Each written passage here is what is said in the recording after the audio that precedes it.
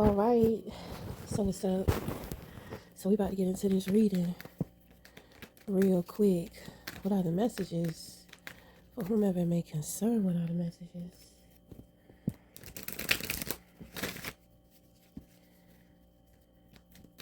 What are the messages for whomever may concern? What are the messages? What are the messages for whomever it's may concern? Okay. So we have a projection. Somebody is highly upset. I feel like it's a woman who operates in her masculinity. She wants to be seen as a leader. I don't understand why, because that's not who she is at all. So she must be trying to compete with somebody. She could be trying to compete with a man, her man, another woman who displays leadership, whatever. But she has proven that she is not that because she breaks very easily under the pressure. Okay.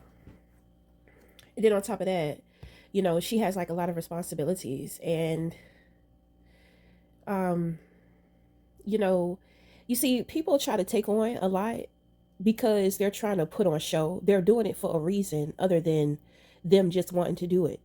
So this is the type of person to where they want to come off like they're a boss, right? They want to be seen as somebody who's doing this, who's doing that, who's got this together, this is and that.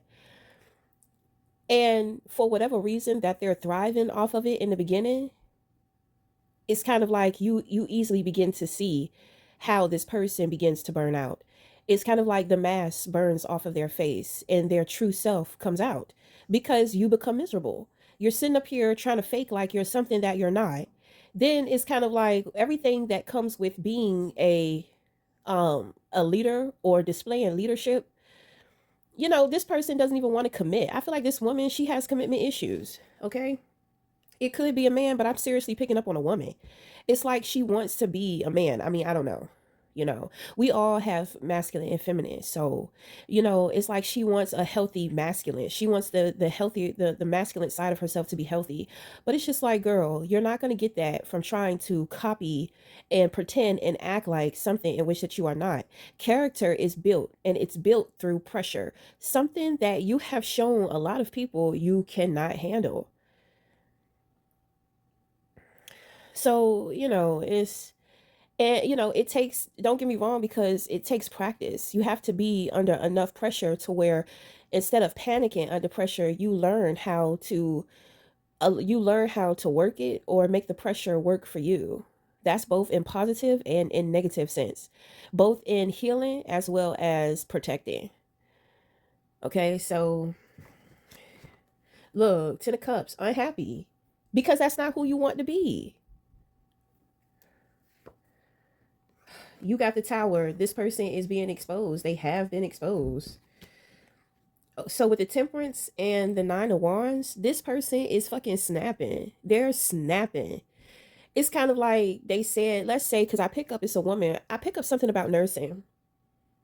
So it's kind of like, well, you say you're a nurse.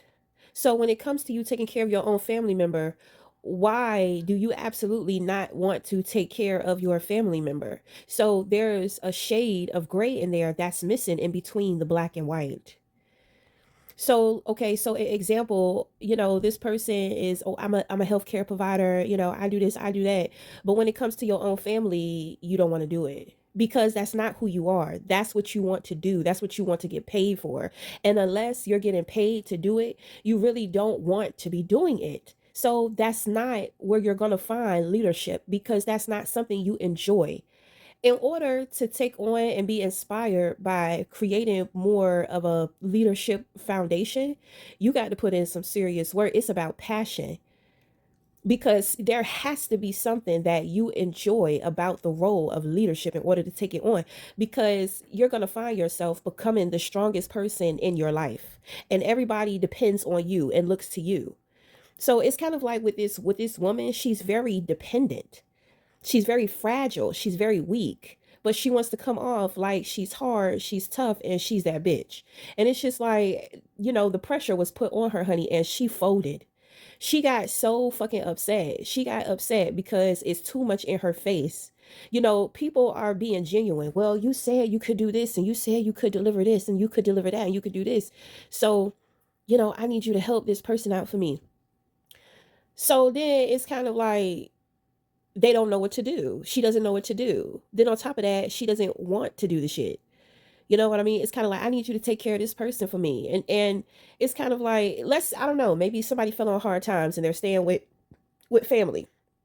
There's a family member that got sick. Well, you said that you're the care provider, so you're going to be responsible for taking care of this sick elder. And it's kind of like the person ends up throwing a tantrum, they end up snapping. It's just like, well, I thought that this is what you love to do. I thought you was passionate about this. I thought, this is your chance. This is your opportunity to really step up and show your skills and show who you are. But it flopped, right? Because that's not who they are, and that's not what they want. It's not what they want to do. Now the nursing shit, it is something that I'm picking up, but it's also just a scenario. It could be anything that somebody is pretending to like or enjoy, you know. So they're not happy, they're not content with their life. Like this person doesn't know what they want to do with their life. And they've gotten to a point to where they can't deny it. They don't like commitment. If you don't like commitment, I don't understand how you think, well, you can build leadership skills, but at the same time, commitment is a part of the consistency.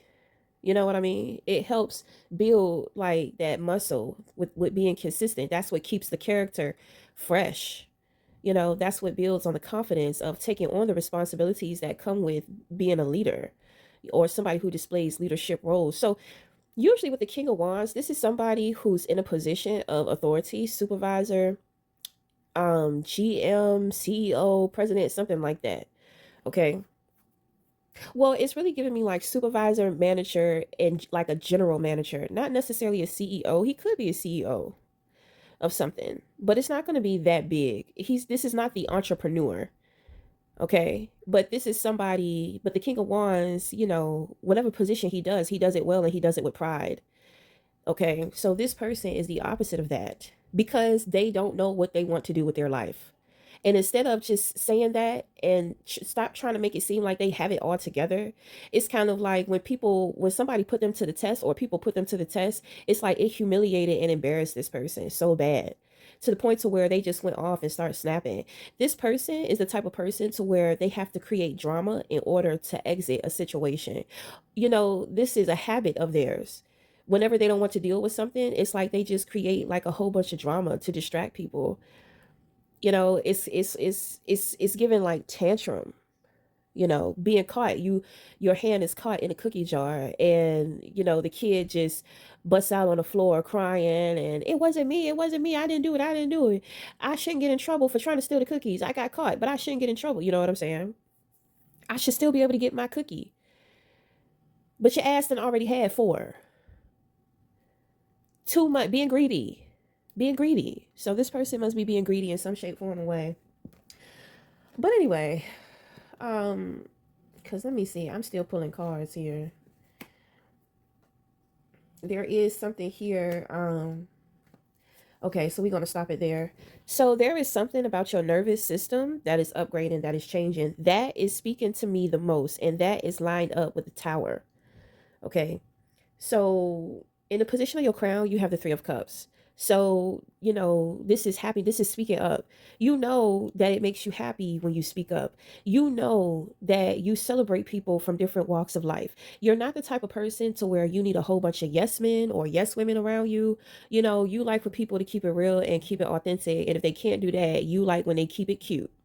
You understand what I'm saying? Because there's no need for any negative bullshit, especially if you're not receiving it. Emotionally, you are very genuine. And a lot of people, they question, how do you create this emotional bliss for yourself?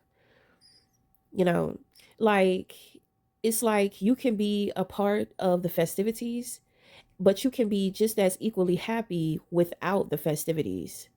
You understand what I'm saying? To where, most people are pleasure seekers. When we're discontent, we don't want to sit in our own energy. Half of the time people don't even know why they don't want to sit in their own energy. They don't understand that just being still and experience just being still, they are experiencing themselves. And what they are experiencing is something in which that they don't like, they don't want to sit in, or that is uncomfortable. So, you find individuals becoming real discontent and needing to be distracted with and around other people. So these are the pleasure seekers. You know, they always have to be with new people with toxic patterns of being a people pleasure seeker. It has a lot to do with the reasoning. Okay, so I knew a girl, you know she was always looking for new people to connect with because she's just trying her hand to see who she can use and who she can't use. You know what I'm saying? But at the same time, that creates a lack of boundaries. So, she ended up, trying to fake out and use the wrong person. You know what I'm saying? And, you know, it didn't end too well for her. You know what I'm saying? Because with the toxic pleasure seeker, there's always something that they're looking for. At the same time, there's always something they're running away from. It has a lot to do with identity issues and like identity crises. So, when it comes to you, you celebrate everybody. I have a feeling that this person has tried to convince people, or maybe people in general just look at you some kind of way and think that automatically you're going to feel like not good about somebody else. It's kind of like somebody is trying to paint you out to be somebody to where you judge people before you get to know them. They're trying to paint you out like you don't have no discernment. Pretty much they just trying to paint you out like you're just some hater or something. You know what I'm saying? And the thing is that you know that you are the total opposite of that. You know what I mean? So it is what it is. The truth of who you are exposes somebody else, which is why, this person was upset. You were able to do something without being asked, without being told, without being paid to do it. You just volunteered to do something, right?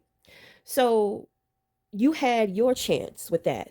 When it came to this other person, it's kind of like they didn't offer, they didn't volunteer. If they're not getting paid to do the shit, they don't want to do it. So they probably tried to fake like they're that type of person to where they're just good hearted like that, very charitable and nurturing in that way. But it's kind of like when the situation was presented in front of them, they absolutely showed their ass. So, the truth of who you are exposes the frauds and the phonies. This person was upset. I think that they was trying to pretend to be like you. You have the high priestess here, you know a lot of stuff, but you keep it quiet. Just like what I said. If you can't keep it positive, if you can't keep it decent, then keep it cute, bitch. You understand what I'm saying?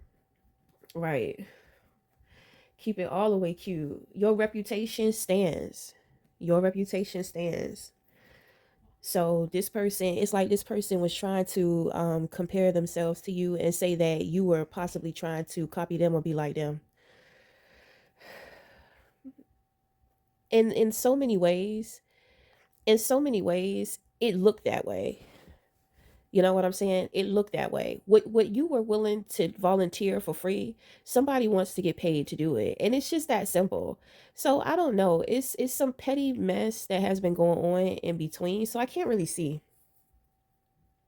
It's not none of my business neither, because this person, they have been up to a lot of stuff behind the scenes. They have been doing a lot of stuff behind the scenes, and they have been like gaslighting people, in their face or whatever. So when it comes to you, it's kind of like people can put the shit together. It's like when they look at you, when they communicate with you, when they experience you. Okay, so like I said, I feel like your nervous system is going through a DNA activation, a DNA upgrade. Okay, so you have the Seven of Wands that we're going to leave off here with. This is you standing up for yourself, and it's lined up here with the High Priestess card. Okay, so it's kind of like it's almost like understanding that sometimes you can stand up for yourself by not saying nothing. With the Wands card here, it's all about energy movement, what we're doing. So it's pretty much saying just being you exposes people for who and what they truly are. And most people know that. That's why they feel like they got to get you out the way, or they feel like they don't want you to be seen or heard by other people. You know what I'm saying? They're always trying to cover you up. And it's kind of like when they can't cover you up, when they can't hide you from people, before people can know you or find you or get to know you, they're already planting like negative seeds in people's head. They trying to control how other people see you, which then tells you a lot about individuals, to where somebody can tell them something about somebody and they just believe it automatically. This is when they say like birds of a feather flock together. I told you, like, this woman is like, she's weak. So obviously she exposes how weak other people are too. It's a very uncomfortable truth. And people, they ask themselves, why the fuck did we listen to this? Why the fuck did we it's like a whole bunch of whys. Why we didn't see that? Why did we overlook that? Well, I mean, it is what it is. You know what I'm saying? But there's a difference between judging. If you hear something about somebody and it's like, okay, well, I'm gonna just stay away from that person. Well, stay away from them and observe them. Don't just decide, oh, I feel how this person feels and I think what this person thinks about this other person. This other person that I don't know. I haven't spoken to a day in my life. I have not gotten to know this person. But I'm just going to decide, based off of my ignorance and my lack of intelligence, that I'm just going to jump on the smear campaign wagon. And I'm going to tell you, those people always get it the worst. It's always the ones that come from the outside that are totally clueless, that fall for the shenanigans of the opposition, the leader of the opposition. They get it the worst.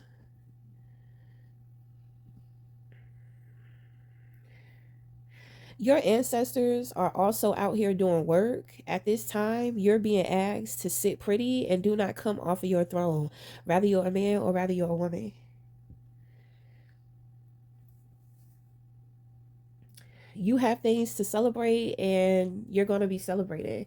You may know that somebody else is celebrating.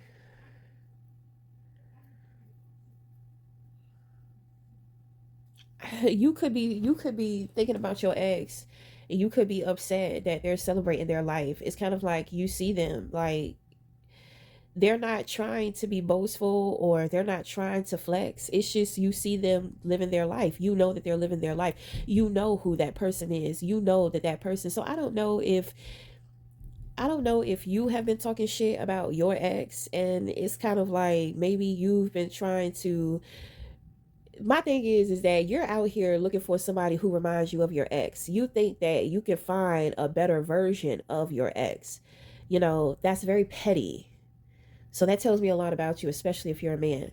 That's very petty. And at the same time, it's kind of like obviously you're not over your person.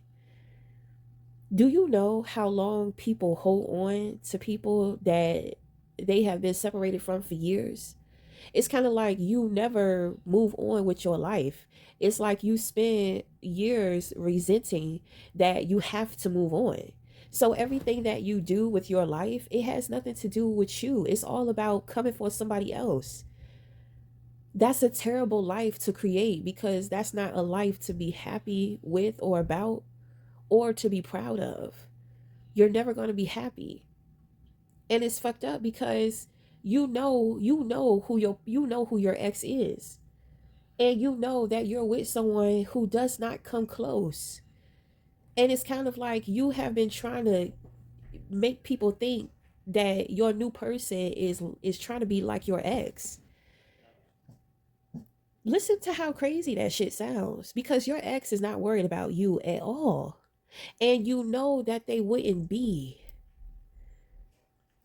So I'm just really like not understanding like what's I am not understanding like what's really up.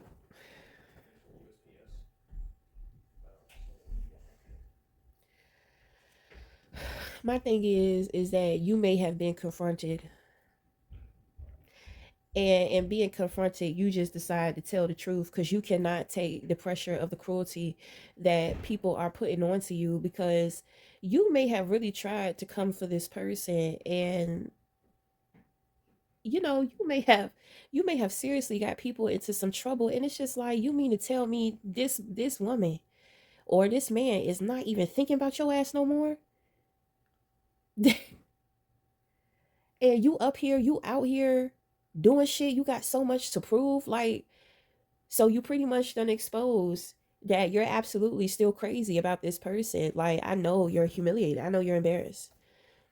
So honestly, the best thing to have done in that situation is tell the truth, is own up to it.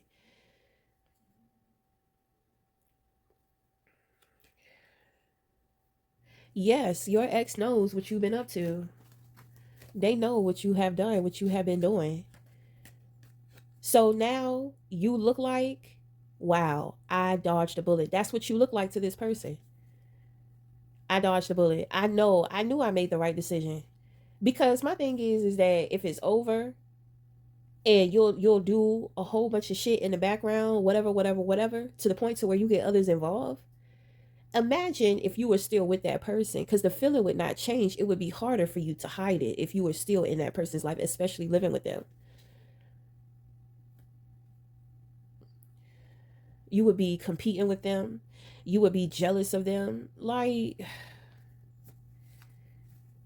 it's like you have to ask yourself, what am I here for? What am I here for? What am I doing with my life? What am I doing? Yeah, that person dodged a bullet with you. That's probably why they celebrating, and that's probably why they been celebrating. Cause life is better without you. Maybe you was trying to make your life seem like it was better without them. You're the only one who cared. You're the only, nobody else cares. You're making people care because you're giving loser. It's like you're a loser. You feel like a loser. You think like a loser. You're a loser. You can't let that situation go. And it's kind of like you don't have enough self-esteem or self-respect to tell yourself, if somebody doesn't want to be with me, then that's fine. That's their loss. Even if you did fuck up in the relationship, you can always change your fucking ways. You know what I'm saying? You may have fucked up in one relationship. It may have been a good one. But at the same time, you can bounce back and you can do better and you can be better and then you can be with somebody 10 times better. You took the fucking loser route to where you just decide, oh, they got away with just being happy without me. And, you all up in your head thinking that you made somebody life better. And it's kind of like, you've been knew that you do not make this person life better. They left you for a reason. They left you because of you. You don't want people to know that. You don't want people to know you were the quote unquote bad one in the relationship. Like, damn, who the fuck cares? Because why would you want to hold on so much to somebody who's not happy with you, who don't want to be with you? It's crazy. I don't understand. Like, that's why I'm saying it's just loser. You just spiraled down this loser rabbit hole with this whole situation, and your ex is living the life, moving on, glad that they got away from you. Bitch, I would be glad I got away from your ass too. See, they already seen it. You the one exposed it to other people. You should have just let your ex walk away. You should have just let them go. You got a point to prove, and it's not even the correct point.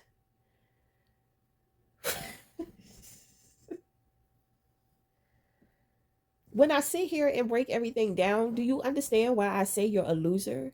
Because you didn't take on the winner's approach. You knew, or you think that you lost something great. But it's like you can't bounce back from that. You took the L, you took the loser route. To where now you're gonna show people just how great of a loser you truly are and why that person left. You could have just dealt with all of this on your own by yourself and just decided, I'm going to be a better man or I'm going to be a better woman. Even if, obviously it wasn't meant to be, because if it was meant to be, this person wouldn't have left me, they wouldn't have walked out on me. You were not your best friend during that time. You were not your best friend during that time. you lost somebody that you love, that's when you need your friend the most. Okay, well, I mean, that's pretty much it. So we're going to wrap it up there. Until next time, we'll talk again. Thank you.